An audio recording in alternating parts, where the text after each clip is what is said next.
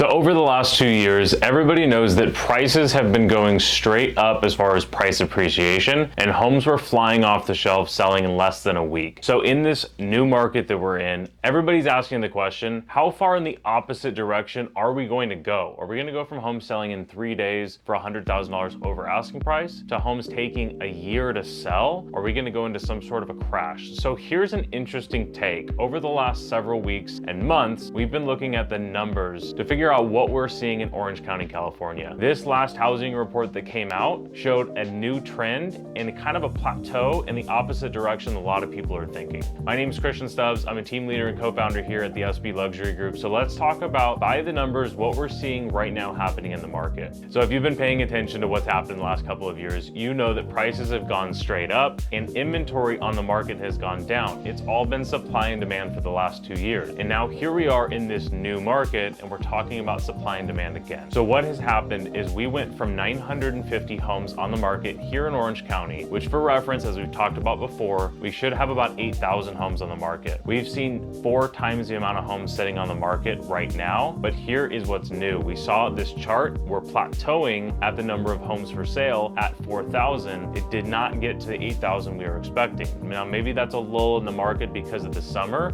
We'll have to wait and see, but it's interesting to see inventory also having shot up since January and kind of plateauing and actually going down. Now, adversely, we've also looked at the demand of what's going on, how many home buyers are out there buying the properties, and demand has also been going down all year long, and it just spiked up the last 2 weeks. What this shows is there are a lot of home buyers that are getting back into the market, realizing that it might not get as bad as a lot of people thought it would. Now, again, these are just trends, but the last one we're going to look at is time on market.